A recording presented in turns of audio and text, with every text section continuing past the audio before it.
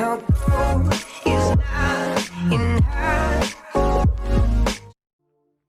Hello guys, हामी चाहिँ electronics गेमहरू खेल्दै आइरहेको छौँ या मोबाइल गेम्सहरू खेल्दै आइरहेको छौँ। यसरी हामीलाई गेम खेल्न धेरै नै मजा आउँछ, रमाइलो हुन्छ। तर के हामीले यसरी गेम खेलेर मात्र होइन कि गेम डेभलप गरेर पनि पैसा कमाउन सक्छौँ त? गेम डेभलप गरेर पैसा कमाउन त्यति सजिलो चाहिँ छैन। तर आज चाहिँ म गेम डेभलप गरेर पैसा कमाउने 7वटा डिफ्रेन्ट तरिकाहरू देखाउने छु र यो 7वटा तरिकाहरूमध्ये जुन चाहिँ आफूलाई सुट हुन्छ त्यो युज गरेर तपाईँहरूले आफ्नो सिनेरियोमा युज गर्न सक्नुहुनेछ। र आजको भिडियोको टाइटल चाहिँ how to make money from game development हो। र यस्तै नयाँ भिडियोहरू हेर्नको लागि चाहिँ नेपाली कोड ल्याब सब्सक्राइब गर्न नबिर्सिनु होला। र फर्स्ट अप्सन भनेको चाहिँ work for online freelance market as a freelance game developer. आजकल चाहिँ फ्रिल्यान्स मार्केट जस्तै अपवर्क र फाइबरमा चाहिँ फ्रिल्यान्स डेभलपरहरूको ह्युज डिमान्ड छ। यसरी हामीले हाम्रो स्किल युज गरेर आवरली बेसिसमा या प्रोजेक्ट बेसिसमा फ्रिल्यान्स मार्केटमा काम गरेर पनि इन्कम जेनेरेट गर्न सक्छौँ। यसको लागि हामीले अपवर्क र फ्लिबरमा इजिली एकाउन्ट क्रिएट गर्न सक्छौँ। तर फ्रिल्यान्स मार्केटमा चाहिँ जब पाउनको लागि चाहिँ आफूले सर्टेन आफ्नो क्रेडिबिलिटी, स्किल सेट र स्ट्रङ पोर्टफोलियो डेभलप गर्नुपर्ने हुन्छ। यो 3टा बिना चाहिँ तपाईँले जब मार्केटमा काम पाउन निकै नै गाह्रो हुनेछ। र यो फ्रिल्यान्स मार्केटमा जब पाउनको लागि केही टिप्सहरू चाहिँ फ्रिल्यान्स मार्केटमा आफूलाई कम्पिटिटिभ बनाउन चाहिँ हामीले के गर्न सक्छौँ भने चाहिँ हाम्रो इनिसियल जब बिड रेटहरू लो राख्न सक्छौँ र हामीले लो प्राइस या कम्पिटिटिभ प्राइसमा प्रोजेक्टलाई बिड गर्न सक्छौँ। र त्यसपछि हामीले केही क्लाइन्टको काम या 1-2वटा क्लाइन्टको काम गरिसकेपछि चाहिँ हामीले हाम्रो क्लाइन्टलाई राम्रो रेट गर्न र हाम्रो कामलाई रिभ्यू गर्नलाई रिक्वेस्ट गर्न सक्छौँ। यदि हामीले राम्रो रेटिङ र राम्रो रिभ्यू पायौँ भने यसले चाहिँ हाम्रो पोर्टफोलियो डेभलप गर्न हेल्प गर्छ। र यसरी हामीले फ्रिल्यान्स मार्केटमा काम गरेपछि हामीले कसरी पेमेन्ट पाउने भन्ने अर्को क्वेसन हुनसक्छ। त्यसको लागि चाहिँ हामीले वायर ट्रान्सफरहरू युज गर्न सक्छौँ या वेस्टर्न युनियन जस्तै मनी ट्रान्सफर गर्ने सर्भिसहरू पनि युज गर्न सक्छौँ। यो 2टा तरिकाहरू युज गरेर हामीले यो फ्रिल्यान्स साइटहरूबाट हाम्रो नेपाली ब्याङ्क एकाउन्टमा पैसा ट्रान्सफर गर्न सक्छौँ। र अर्को सेकेन्ड अप्सन भनेको चाहिँ आफ्नो गेमलाई सेल गर्ने हो कुनै पनि प्रिमियम प्राइसमा।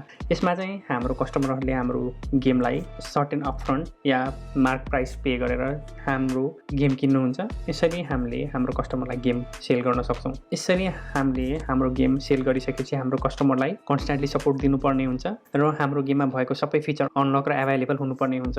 यो मोडलको एडभान्टेज भने चाहिँ तपाईँले अपफ्रन्ट पैसा कमाउन सक्नुहुन्छ भने यसको डाउनसाइड भनेको चाहिँ यदि तपाईँले यो फुल भर्जन गेम सेल गर्नु भइसकेको छ भने यो गेमभित्र तपाईँले कुनै पनि आइटम सेल गर्न सक्नुहुन्न र यसरी सेल गरेको गेममा चाहिँ सबै आइटमहरू या सबै फिचरहरू इनिसियली गेम पर्चेस गर्दा नै अनलक भइसकेको हुनुपर्नेछ। अर्को थर्ड अप्सन भनेको चाहिँ फ्रीमियम प्राइसिङ मोडल हो। यसमा चाहिँ हामी हाम्रो गेमलाई फ्रीमा प्रोभाइड गर्छौँ र यो गेम प्रोभाइड गरेपछि हाम्रो युजरहरूले फ्रीमा गेम खेल्न सक्छन् र हाम्रो गेम खेल्ने युजरहरूलाई चाहिँ हामीले इन एप फिचरहरू सेल गर्न सक्छौँ जस्तै कोइन्स, जेम्स र कुनै क्यारेक्टर अनलक, लेभल अनलक गर्ने फिचरहरू चाहिँ सेल गर्न सक्छौँ। यो प्राइसिङ मोडल चाहिँ एकदम राम्रो प्राइसिङ मोडल हो। तर यसमा सबसे कम्प्लेक्सिटी भने चाहिँ तपाईँले यो in game market place create गर्न, यसलाई मेन्टेन गर्न र युजरको रेकर्डहरू मेन्टेन गर्नुपर्ने हुनाले चाहिँ यो चाहिँ मोस्ट कम्प्लेक्स र मोस्ट एक्सपेन्सिभ मेथड पनि हो आफ्नो गेमलाई सेल गर्ने। त्यसपछि आयो फोर्थ अप्सन भनेको चाहिँ एडभर्टिजमेन्ट। हामीले यो मोडलमा चाहिँ गेम चाहिँ हामीले हाम्रो युजरहरूलाई फ्रीमा प्रोभाइड गर्छौँ भने र यो गेमभित्र चाहिँ हामी विभिन्न एडहरू डिस्प्ले गर्छौँ। यो चाहिँ सबसे इजिएस्ट मिडियम र क्विक टु सेटअप मिडियम हो हामीले हाम्रो गेममा रेभेन्यू जेनेरेट गर्न। हामीले विभिन्न एड प्रोभाइडरहरू युज गरेर हाम्रो गेममा एडभर्टिजमेन्ट डिस्प्ले गर्न सक्छौँ जस्तै Flurry, AdMob, Chartboost, Unity Ads र अरू विभिन्न एड प्रोभाइडरहरू युज गरेर हाम्रो गेममा एड डिस्प्ले गर्न सक्छौँ र रेभेन्यू जेनेरेट गर्न सक्छौँ।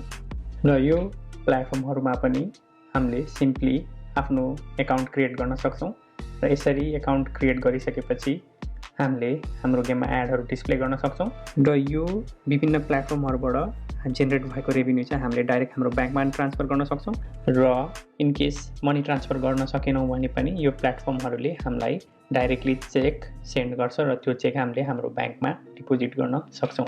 त्यसपछि आयो fifth option crowd funding. Crowd फन्डिङमा चाहिँ हामीले हाम्रो गेम डेभलप हुने फेजमा नै हामीले विभिन्न मान्छेलाई इन्भेस्ट गर्न या विभिन्न इन्भेस्टर खोजेर हाम्रो प्रोजेक्टको बारेमा एक्सप्लेन गरेर उनीहरूलाई कन्भिन्स गरेर हाम्रो गेममा इन्भेस्ट गर्नलाई कन्भिन्स गर्छौँ र यो पनि त्यति सजिलो प्रोसेस त होइन। तर हामीले यसरी क्राउड फन्डिङबाट या विभिन्न सोर्सबाट पैसा जेनेरेट गरेको बापत हामीले यो गेमबाट प्रफिट सेयर पनि गर्न सक्छौँ या हामीले हाम्रो गेम चाहिँ इनिसियल डोनेटर या कन्ट्रिब्युटरहरूलाई सस्तो पैसामा सेल गर्न सक्छौँ या अरू आइटम या एक्सक्लुसिभ आइटमहरू दिएर डिस्काउन्टहरू दिएर पनि पे ब्याक गर्न सक्छौँ र यसको लागि चाहिँ किक स्टार्ट भन्ने वेबसाइट युज गर्न सक्छौँ इन्डिगो भनेर वेबसाइट युज गर्न सक्छौँ फिग भन्ने युज गर्न सक्छौँ भने अर्को भने पेट्रियन जुन चाहिँ टोटली डोनेसन बेसिस हो र यसरी डोनेसन लिए बापत हामीले हाम्रो युजरहरूलाई चाहिँ सर्टेन डिस्काउन्ट एक्सक्लुसिभ आइटमहरू चाहिँ हामीले प्रोभाइड गर्छौँ यो पनि one of the difficult revenue model हो बट यदि हामीले राम्रो प्रपोजल राख्यौँ राम्रो डेमोन्स्ट्रेसनहरू दिन सक्यौँ भने यो पनि गुड सोर्स अफ इन्कम हुनसक्छ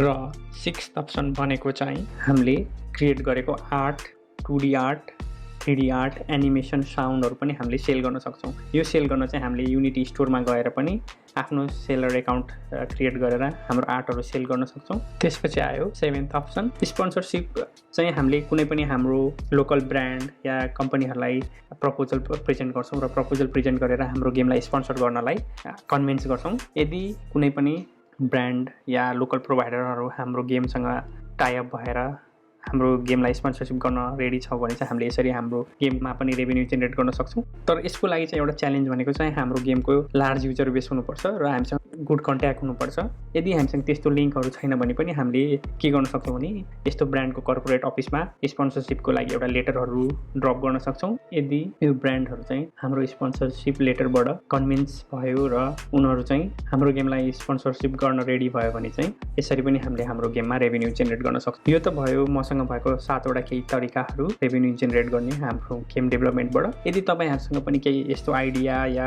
कन्सेप्ट छ भने चाहिँ मलाई कमेन्ट सेक्सनमा कमेन्ट गरेर नोटिफाई गर्न सक्नुहुनेछ र यो मैले दिएको 7वटा रेभेन्यू मोडलहरूमा चाहिँ तपाईँलाई कुन रेभेन्यू मोडल एकदम सजिलो या प्रमिस लाग्छ कमेन्ट सेक्सनमा कमेन्ट गर्न नबिर्सिनु होला and okay guys I will see you in next video